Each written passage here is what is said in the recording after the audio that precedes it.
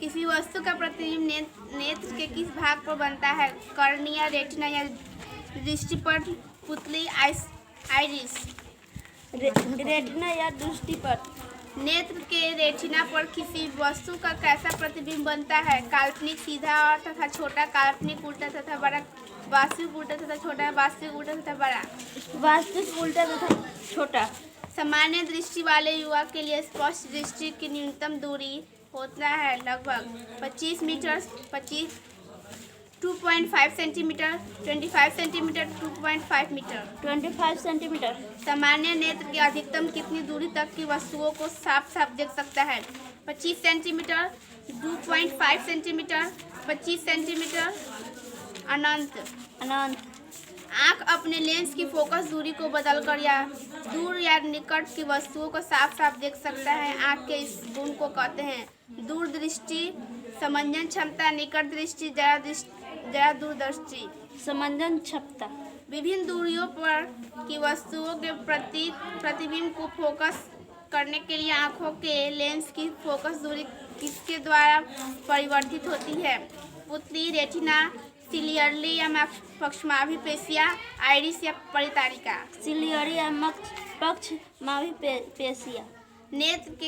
नेत्र लेंस की फोकस दूरी कम हो जाने से कौन सा दृष्टि दोष होता है? निकट दृष्टि दोष, दूर दृष्टि दोष, जरा दृष्टि दोष, इनमें से कोई नहीं। निकट दृष्टि दोष। किस दृष्टि दोष में किसी वस्तु का प्रतिबिंब रेटिना के पीछे बनता है? निकट दृष्टि दोष में, दूर दृष्टि दोष में, जरा दृष्टि दोष में, इनमें से कोई नहीं। दूर दृष्टि दोष में। निकट दृष्टि दोष का उपचार किस प्रकाश के लेंस से किया जाता है? अभिसारी, अपसारी, उत्तल, बाइफोकल। अपसारी। दूर दृष्टि दोष वाली आँखों साफ साफ देख सकती है दूर की वस्तुओं को, निकट की वस्तुओं को केवल बड़ी वस्तुओं को, केवल छोटी वस्तुओं को। दूर की वस्तुओं को। दूर दृष्टि दोष का उपचार किस प्रकाश के लेंस से किया जाता है? अभिसारी, अपसारी, अवतल, बाइफोकल। अभिसारी। प्रिज्म से होकर गुजरने के बाद श्वेत प्रकाश की विभिन्न वर्णों के रंग में विभक्त होता है। इस घटना को कहा जाता है प्रकाश का परावर्तन, अपवर्तन, वर्ण विक्षेपण, सीधी रेखा में चलना। वर्ण विक्षेपण। एक प्रिज्म कितने सतहों से घिरा रहता है? 6, 5, 6, 4, 9। 5। श्वेत प्रकाश जब एक प्रिज्म से होकर गुजरता है तो जो वर्ण रंग सबसे कम विचलित होता है वह है लाल, पीला, हरा, बैंगनी। लाल। प्रकाश के किस वर्ण रंग के लिए तरंगदैर्घ्य अधिकतम होता है? बैंगनी, हरा, लाल, पीला। लाल। श्वेत प्रकाश की किरण जब किसी प्रिज्म से होकर गुजरती है तो जो वर्ण रंग सबसे अधिक विचलित होता है वह है लाल, बैंगनी, नीला, हरा। बैंगनी।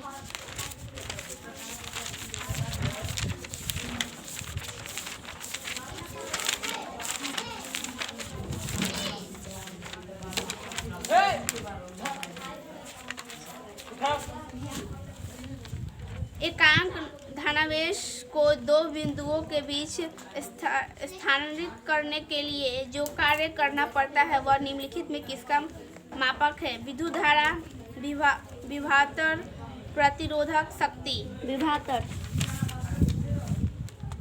जब किसी तार में विद्युत धारा प्रवाहित होती है तब गतिशील कण होते हैं परमाणु, आयन, प्रोटॉन, इलेक्ट्रॉन। विद्युत धारा की प्रबलता का ऐसा ही मात्रक है एम्पियर, वोल्ट, ओम, जूल। एम्पियर। प्रतिरोधक का ऐसा ही मात्रक है एम्पियर, ओम, अग्र, वाट। ओम। जूल कूलम बराबर होता है ओम के, वोल्ट के, एम्पियर के, वाट के। वोल्ट के। विभवांतर मापने के लिए निम्नलिखित में किस युक्त का उपयोग किया जाता है? Ampere, voltmeter, ohmmeter. वोल्टमीटर। निम्नलिखित में से किससे धन या ऋण का चिन्ह अधिक अंकित नहीं होता है? बैटरी, एम्पियर, वोल्टमीटर, प्रतिरोधक। आर प्रतिरोधक के तार के किसी टुकड़े को 5 बराबर भागों में काटा जाता है, फिर इन टुकड़ों को पारवक्रम में संयोजित कर दिया जाता है। यदि संयोजन का समतुल्य प्रतिरोधक R हो तो RR अनुपात का मान होगा। 25, 5, 1/5, 1/25। 1/25। निम्नलिखित में कौन सा व्यंजन विद्युत परिपथ में विद्युत शक्ति को निरूपित नहीं करता है? VI, V⁴ I⁴ I⁴R, I⁴R/2। IR/2।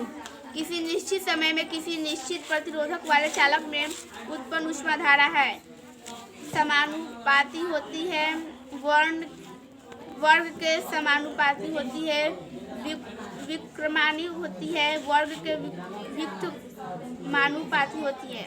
वर्ग के समानुपाती होती है। यदि किसी परिपथ के कहीं दो बिंदुओं के बीच विभवांतर V और उनमें धारा I समय t तक प्रवाहित होती है तो कार्य है VI dI/t, V/I VIT। VIT। किसी परिपथ का वह गुण जो विद्युत ऊर्जा को ऊष्मा में बदल देता है कहा जाता है धारा, विभवांतर, प्रतिरोधक शक्ति। प्रतिरोध। विद्युत परिपथ की शक्ति होती है VR, V⁴2R, V/R, V⁴2R। V⁴2R। Kilowatt घंटा मात्रक है धारा का, समय का, विद्युत ऊर्जा का, विद्युत शक्ति का। विद्युत ऊर्जा का। निम्नलिखित में कौन सा मात्रक वाट्स के बराबर नहीं है? JSVA, A⁴2 ओम, V⁴2 ओम। V⁴2 ओम। विद्युत हीटर में तार की कुंडली के लिए जिस तत्व का व्यवहार किया जाता है वह है तांबा, टंगस्टन, नाइट्रोन, जस्ता। नाइक्रोम। 220 V पर किसी विद्युत बल्ब से 5/11 A धारा प्रवाहित होती है तो बल्ब की शक्ति होगी 220 W, 1000 V W, 100 W, 60 W। 100 W। 100 W का एक बल्ब 250 V के विद्युत मैने से जोड़ा जाता है। बल्ब से प्रवाहित धारा का मान होगा 0.1 A, 0.4 A, 2.5 A, 10 A। 0.4 A। किसी विद्युत बल्ब का अनुताप 220 V 100 W है। जब इसे 110 V पर प्रचलित करते हैं तब इसके द्वारा उपभोग शक्ति होगी 100 W, 75 W, 50 W, 25 W। 25 W। दो चालक तार जिनके संगठक पदार्थ लंबाई तथा व्यास समान है किसी विद्युत परिपथ में समान विभवांतर के आड़े पहले श्रेणी क्रम में और फिर परक्रम में संयोजित किया जाता है। श्रेणी क्रम और संयोजन में उपपत्र ऊष्माओं का अनुपात होगा 1:2, 2:1, 1:4, 4:1। 1:4।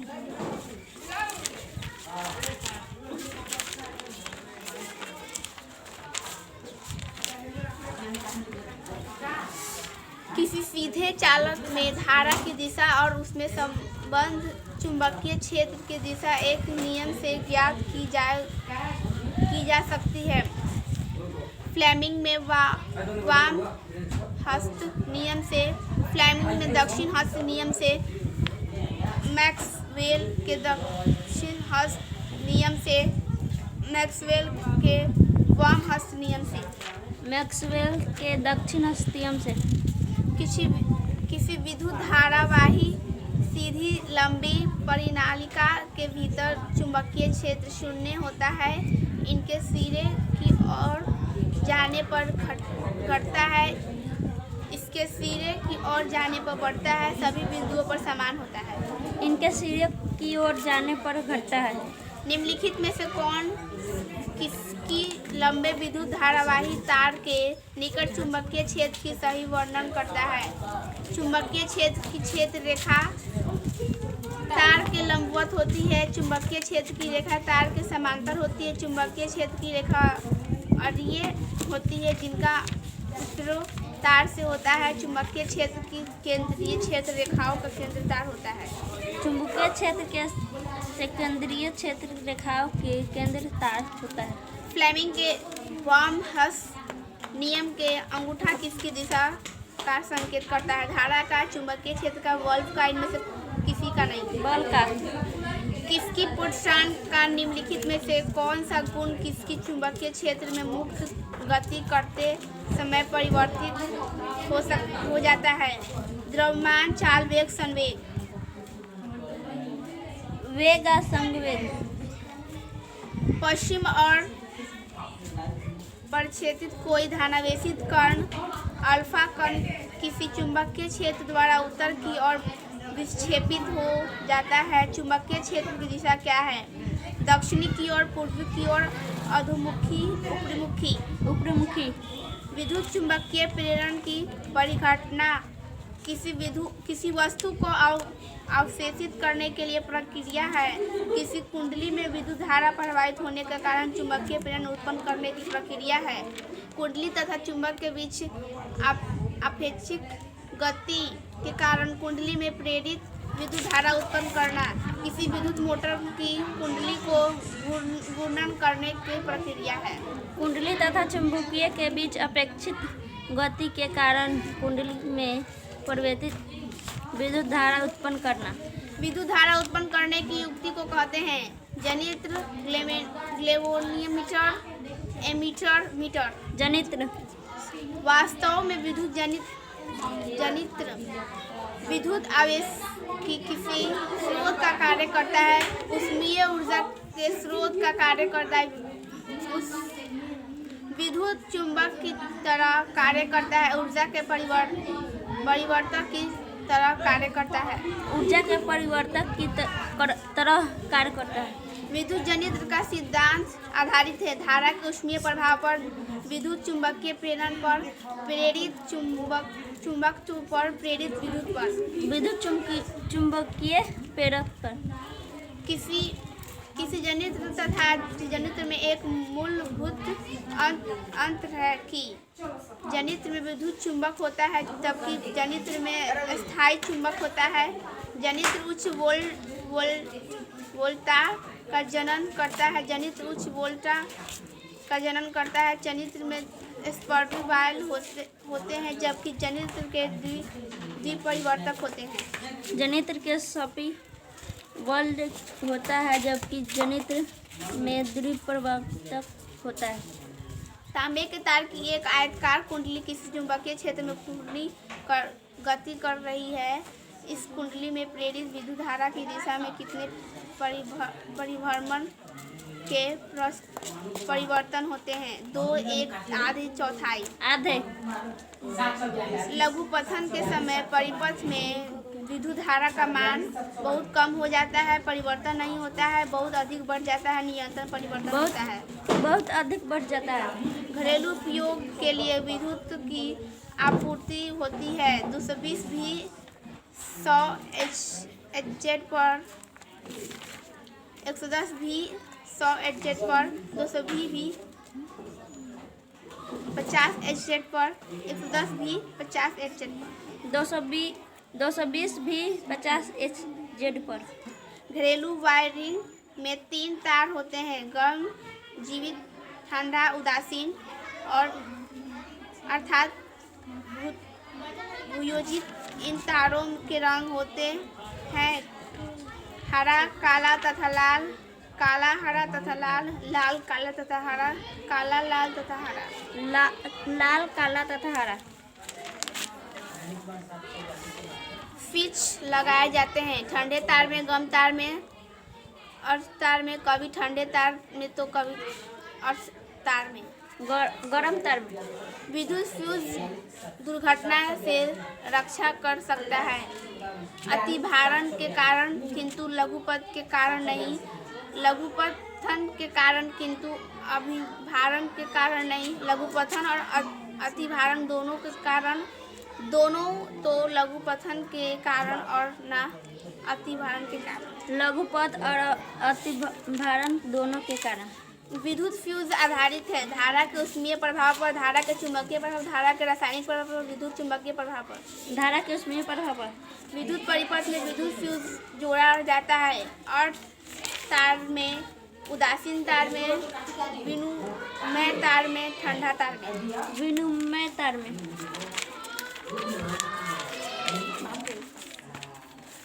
सौर जल ऊष्मा का उपयोग गर्म पानी पीने के लिए नहीं किया जा सकता है। धूप वाले दिन में, बादल वाले दिन में, गर्म वाले दिन में, तूफानी दिन में। बादल वाला दिन में। जीव द्रव्यमान ऊर्जा स्रोत का उदाहरण निम्नलिखित में कौन नहीं है? पेट्रोलियम, गोबर गैस, नाभिकीय ऊर्जा, कोयला। नाभिकीय ऊर्जा। ऊर्जा के अधिकांश स्रोत जिनका हम उपयोग करते हैं संचित सौर ऊर्जा निरूपित करते हैं। निम्नलिखित में कौन सौर ऊर्जा के अंत में नहीं प्राप्त किया गया है? भू ऊष्मीय ऊर्जा, पवन ऊर्जा, जीव द्रव्यमान, नाभिकीय ऊर्जा। नाभिकीय ऊर्जा। निम्नलिखित में कौन ऊर्जा का नवीकरणीय स्रोत है? कोयला, लकड़ी, पेट्रोलियम, प्राकृतिक गैस। लकड़ी। सौर पैनल बनाया जाता है अनेक सौर कुकरों को संयोजित कर अनेक सौर सेलों को संयोजित कर सौर सेल ऊष्मकों को संयोजित कर सौर केंद्रकों को संयोजित कर अनेक सौर सेल को संयोजित कर। पवन विद्युत जनित्र में पवन की चाल कम से कम होनी चाहिए। 15 kilometre hour, 150 kilometre hour, 1.5 kilometre hour, 1500 kilometre hour. 15 kilometre hour. वॉक्स प्रकाश के सौर कुकर के उनके ऊपरी भाग में कांच के ढक्कन देने का कारण क्या है? यह देखने के लिए भी भोजन पक रहा है या नहीं। बॉक्स के अंदर अधिक सूर्य का प्रकाश जाने के लिए बॉक्स के अंदर धूल कणों को जाने से रोकने के लिए, विकिरण द्वारा ऊष्मा हानि को कम करने के लिए। विकिरण द्वारा ऊष्मीय हानि को कम करने के लिए।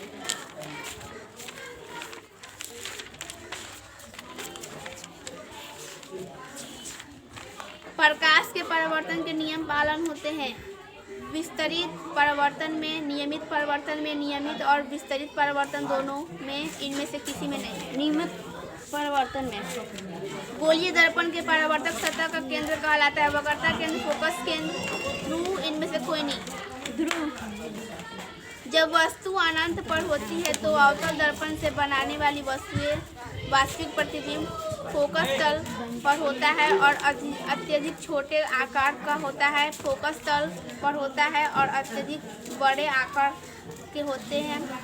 वक्रता तल पर होता है और अत्यधिक छोटे आकार का होता है। वक्रता तल पर होता है और अत्यधिक बड़े आकार का होता है। फोकस तल पर होता है और अत्यधिक छोटे आकार का होता है। अवतल दर्पण से बनाने वाले वास्तविक प्रतिबिंब सब छोटे आकार का होता है। जब वस्तु दर्पण के वक्रता केंद्र पर होती है, वक्रता केंद्र और फोकस के बीच होती है, वक्रता केंद्र के परे होते हैं, फोकस के अंदर होती है, वक्रता केंद्र के पर होती है। जब वस्तु फोकस पर होती है तो अवतल दर्पण से बनाने वाली वास्तविक प्रतिबिंब अनंत पर होती है और अत्यधिक बड़े आकार के होते हैं। अनंत पर होती है और अत्यधिक छोटे आकार के होते हैं। अनंत पर वक्रता के केंद्र के बीच होता है और अत्यधिक बड़े आकार का होता है। वक्रता केंद्र और फोकस के बीच होता है और अत्यधिक छोटे आकार का होता है। अनंत पर होता है और अत्यधिक बड़े आकार का होता है। जब वस्तु अवतल दर्पण के वक्रता केंद्र और फोकस के बीच रखी जाती है तो दर्पण से बनाने वाली प्रतिबिंब कैसा होता है? वास्तविक और हरासित, काल्पनिक, आभासी और हरासित, वास्तविक और आवर्धित, काल्पनिक, आभासी और आवर्धित। वास्तविक और आवर्धित। अवतल दर्पण से ध्रुव और फोकस के बीच वस्तु रखी गई है। बनाने वाली प्रतिबिंब में वास्तविक और हरासित, आभासी और हरासित, वास्तविक और आवर्धित, आभासी और आवर्धित। आभासी और आवर्धित। उत्तल दर्पण के सामने वस्तु कहीं भी रखी जाती है तो बनाने वाले प्रतिबिंब होते हैं काल्पनिक, आभासी और आवर्धित। काल्पनिक और हरासित, वास्तविक और आवर्धित, वास्तविक और हरासित। काल्पनिक और हरासित। किसी गोलीय दर्पण के वक्रता त्रिज्या 50 सेंटीमीटर तो उनकी फोकस दूरी होगी? 25 centimetre, 30 centimetre, 35 centimetre, 20 centimetre. 25 centimetre. किसी गोलीय दर्पण के मुख्य अक्ष के समांतर और निकटतर प्रकाश किरणें मुख्य अक्ष पर एक बिंदु पर अभिसरित होती है या एक बिंदु से अपसरित होती है हुई प्रतीत होती है, इस बिंदु को कहते हैं वक्रता केंद्र, ध्रुव, मुख्य फोकस। इनमें से कोई नहीं। मुख्य फोकस। एक अवतल दर्पण के मुख्य फोकस के अक्ष लंबवत 2 सेंटीमीटर आकार के एक वस्तु रखी है। दर्पण से वस्तु की दूरी दर्पण के वक्रता त्रिज्या के बराबर है। प्राप्त प्रतिबिंब का आकार होगा 0.5 centimetre, 1 centimetre, 1.5 centimetre, 2 centimetre. 2 centimetre.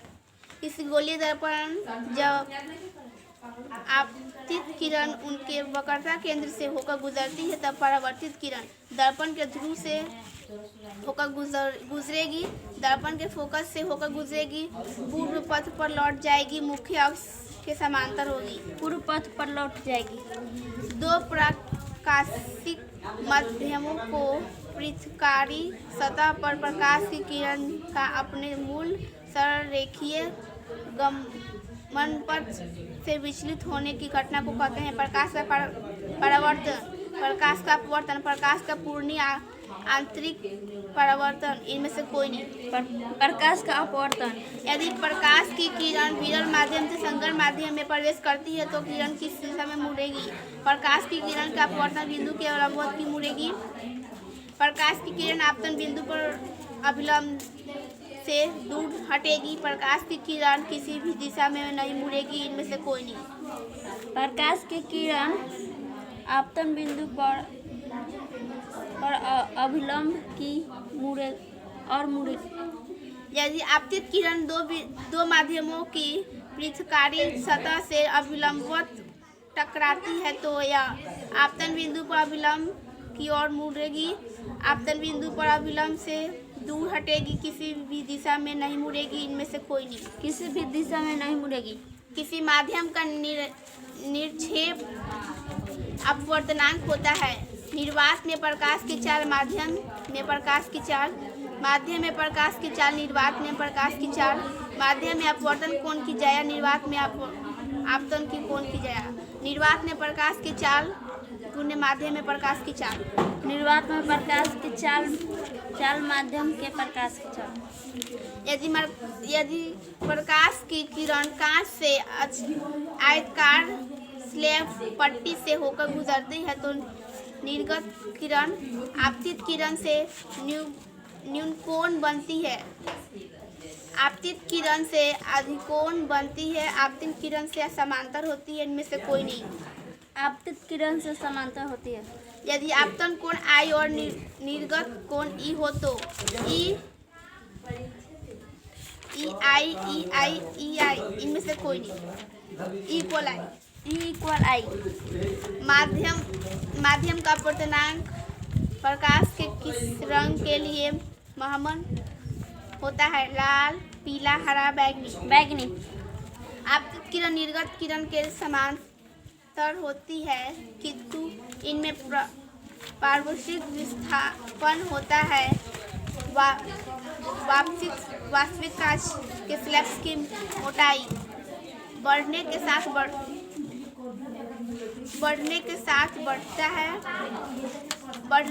घटता है, से स्वतंत्र होता है। इनमें से कोई नहीं। बढ़ने के साथ बढ़ता है। हवा में चली हुई प्रकाश एक किरण जब एक तालाब से शांत जल पर छितरे रूप में आपतित होती है तब यह किरण अपने पथ से बिना विचलित हुए जल के अंदर प्रवेश करेगी, अभिलंब से दूर विचलित हो जाएगी, अभिलंब की ओर विचलित होगी, अपने पूर्व पथ पर लौट जाएगी। अभिलंब की ओर विचलित होगी। प्रकाश की एक किरण N1 अपवर्तनांक वाले माध्यम से N2 अपवर्तनांक वाले माध्यम में जाती है। यदि आपतन कोण I और अपवर्तन कोण R हो तो sin I by sin R बराबर होगा N1 to N2 के N1 by N2 के N2 by N1 के N2 by N1 के। लेंस के भीतर उसके मुख्य अक्ष पर स्थित एक नियत बिंदु से होकर आपतित प्रकाश किरण लेंस के बाहर बिना विचलित हुए निकलती है। इस बिंदु को कहते हैं वक्रता केंद्र, फोकस केंद्र, प्रकाशिक केंद्र। इनमें से कोई नहीं। प्रकाशित केंद्र मुख्य अक्ष के समांतर और निकटतम आने वाली किरण पुंज लेंस से होकर गुजरने के बाद मुख्य अक्ष पर स्थित जिस बिंदु पर वास्तव में केंद्रित होती है या जिस बिंदु से आप अपसरित हुआ प्रतीत होती है उसे कहते हैं लेंस का मुख्य फोकस का वक्रता केंद्र का प्रकाशिक केंद्र। इनमें से कोई नहीं। का मुख्य फोकस। लेंस में कितने मुख्य फोकस होते हैं? 1, 2, 4, 8। 2। मुख्य फोकस से होकर गुजरने वाली और मुख्य अक्ष पर लंबवत समतल को कहते हैं वक्रता तल, प्रकाशिक तल, फोकस तल। इनमें से कोई नहीं। फोकस तल। 1 मीटर फोकस दूरी के लेंस की क्षमता होती है। 1 dioptre, 2 dioptre, 3 dioptre, 4 dioptre. 1 dioptre. 50 centimetre focus दूरी के उत्तल लेंस की क्षमता होगी +4 dioptre, +2 dioptre, -4 dioptre, -2 dioptre. +2 dioptre. किसी लेंस की क्षमता -4.0 डायप्टर है तो यह है 40 सेंटीमीटर की फोकस दूरी का अवतल लेंस, 25 सेंटीमीटर का फोकस दूरी का उत्तल लेंस, 40 सेंटीमीटर फोकस दूरी का उत्तल लेंस, 25 सेंटीमीटर फोकस दूरी का अवतल लेंस। 25 सेंटीमीटर का फोकस दूरी का अवतल लेंस। किसी वस्तु को उत्तल लेंस की दुगनी फोकस दूरी के परे और अंतर के बीच रखा गया है। लेंस के दूसरी और फोकस दूरी और दुगनी फोकस दूरी के बीच बनने वाली प्रतिबिंब होगी वास्तविक उल्टा तथा आवर्धित, वास्तविक उल्टा तथा ह्रासित, आभासी सीधा और आवर्धित, आभासी सीधा और ह्रासित। वास्तविक उल्टा और ह्रासित। उत्तल लेंस के फोकस के भीतर वस्तु रखी गई है, प्रतिबिंब किधर बनेगा और उसकी प्रकृति क्या होगी? लेंस के दूसरी और आभासी सीधा ह्रासित प्रकाशित बनेगा। जिधर वस्तु है उधर ही आभासी सीधा आवर्धित प्रतिबिंब बनेगा। लेंस के दूसरी और वास्तविक उल्टा और ह्रासित प्रतिबिंब बनेगा। जिधर वस्तु है उधर ही वास्तविक उल्टा और आवर्धित प्रतिबिंब बनेगा। जिधर वस्तु है उधर ही आभासी सीधा और आवर्धित प्रतिबिंब बनेगा। उत्तल लेंस से आवर्धित वास्तविक प्रतिबिंब बनेगा जब वस्तु रखी गई हो। फोकस दूरी और दुगनी फोकस दूरी के बीच फोकस के अंदर अनंत पर दुगनी फोकस दूरी के परे।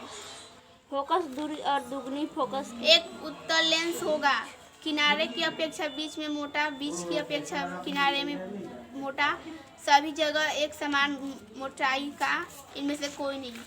किनारों की अपेक्षा के बीच में मोटा। जब एक उत्तल लेंस से 18 सेंटीमीटर दूरी पर एक वस्तु को रखा जाता है तब उसका आभासी काल्पनिक प्रतिबिंब प्राप्त होगा। लेंस की फोकस दूरी आवश्यक ही होगी 36 सेंटीमीटर अधिक 18 सेंटीमीटर से अधिक, 36 सेंटीमीटर से कम 18 सेंटीमीटर से कम, 18 सेंटीमीटर से अधिक। कुल प्रवाहित विद्युत की मात्रा को कहते हैं आवेश, धारा, विभवांतर, प्रतिरोध। आवेश। प्रति सेकंड प्रवाहित एक कूलम आवेश को कहते हैं वोल्ट, ओम, एम्पियर। इनमें से कोई नहीं। एम्पियर। जूल कूलम कहलाता है ओम, वोल्ट, एम्पियर, ओम, मीटर। वोल्ट। आवेश का ऐसा ही मात्रक होता है कूलम, वोल्ट, एम्पियर, ओम। कूलम। प्रतिरोध का ऐसा ही मात्रक होता है वोल्ट, एम्पियर, ओम, ओम, मीटर। ओम। प्रतिरोधकता का ऐसा ही मात्रक होता है एम्पियर, कूलम, ओम, ओम, मीटर। ओम मीटर। धारा का ऐसा ही मात्रक होता है ओम, एम्पियर, वोल्ट, जूल। एम्पियर। किस यंत्र द्वारा धारा मापी जाती है? Voltmeter, voltameter, ampere. इनमें से कोई नहीं। एम्पियर। एमीटर एक ग्लेवेनोमीटर है जिनके श्रेणी क्रम में निम्न प्रतिरोध जुड़ता है, समांतर क्रम में निम्न प्रतिरोध जुड़ता है, श्रेणी क्रम में उच्च प्रतिरोध जुड़ता है, समांतर क्रम में उच्च प्रतिरोध जुड़ता है। समांतर क्रम में निम्न प्रतिरोध जुड़ता होता है। विभवांतर मापा जाता है वोल्टमीटर द्वारा, एम्पियर द्वारा, वोल्टामीटर द्वारा, धारा नियंत्रक द्वारा। वोल्टमीटर द्वारा। वोल्टमीटर एक ग्लेवेनोमीटर है जिनके श्रेणी क्रम में निम्न प्रतिरोध जुड़ा होता है। श्रेणी क्रम में उच्च प्रतिरोधक जुड़ा होता है, समांतर क्रम में उच्च प्रतिरोध जुड़ा होता है, समांतर क्रम में निम्न प्रतिरोध जुड़ा होता है। श्रेणी क्रम में ऊंचा प्रतिरोध जुड़ा होता है। आर प्रतिरोधक वाले प्रतिरोधक के सिरों के बीच विभवांतर V और विभवांतर से होकर प्रवाहित होने वाली धारा I के बीच संबंध होता है। V गुने I equal R, I by V equal R, V by I equal R, V plus I equal R। I by V equal R। ताप बढ़ने से चालक का प्रतिरोध बढ़ता है, घटता है, अपवर्तित रहता है, इनमें से कोई नहीं। बढ़ता है। किसी सेल का विद्युत वाहक बल उसके टर्मिनल विभवांतर से कम हो जाता है, के बराबर होता है कि अधिक से अधिक होता है, इनमें से कोई नहीं। से अधिक होता है।